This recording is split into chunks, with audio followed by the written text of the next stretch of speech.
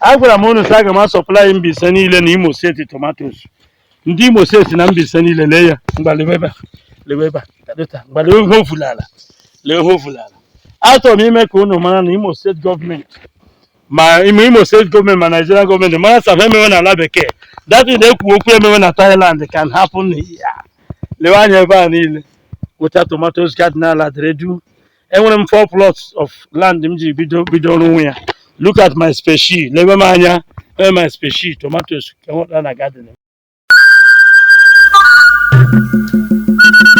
Igbo kwen. Igbo mụrụ nze m ọzọ kwen. Igbo ndị anyị ji eme ọnụ kwezuo ọnụ.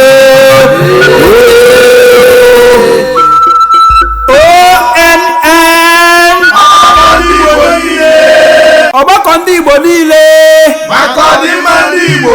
Maka ọdịmma ndị Igbo. Ụmụnne na ụmụnna tinye n'aka ka anyị mezie obodo anyị, ka anyị dozie ala Igbo.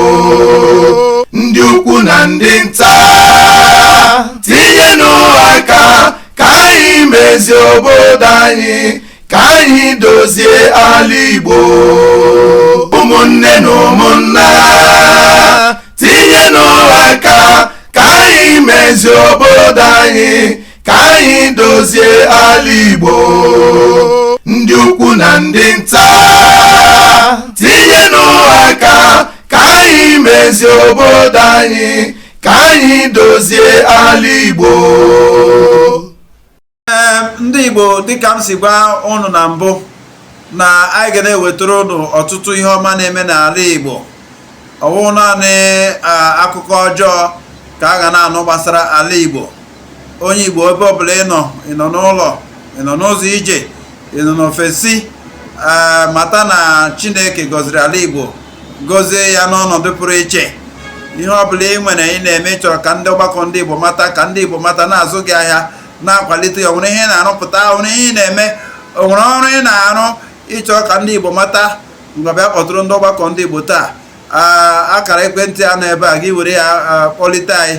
Anyị ga-abịa mee ka ụwa niile mara ihe ị na-eme, maka na ihe anyị na-eme wee iji na-akwalite ihe ọbụla ndị Igbo na-eme. Ngwanụ tụọnụ ntị n'ala, werekwanụ n'anya, lerenụ ihe ọma Chineke na-eme n'ala Igbo. Ndị Mbaise ibe m ụjọ dịrị na-abịakwala m ọdụ. Ọnwa ala dịrị onye kwere na nkwa sị aga m supply Mbaise n'Imo steeti tomatoes mgbe na-adịghị anya.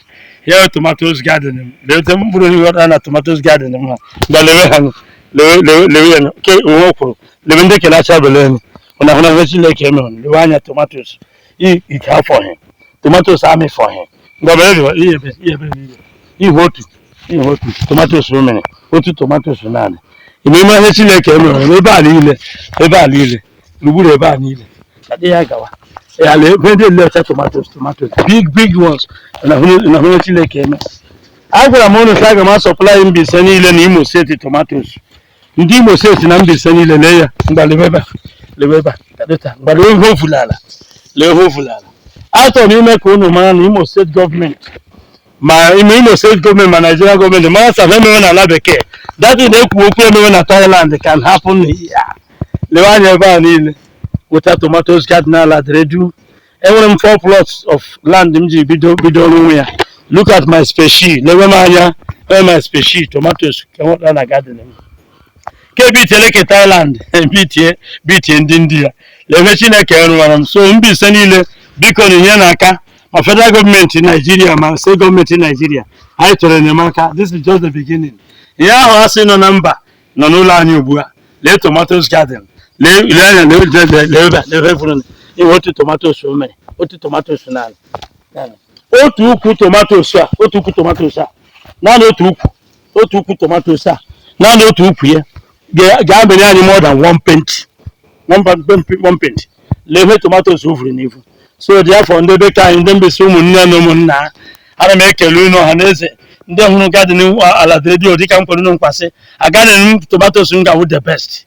Ebe ichere nwa bekee nọ na Thailand na tomatoes. Ebe a niile hụrụ gacha ebe a na-eche tomatoes garden m. Ihe nze achashiwala anyị na Roma na nle Chineke emewere m. Amara Chineke kpuchiri unu ndị Mbaise ibe m. Chineke gọzie unu dọdịrị n'aha Jizọs. Amen.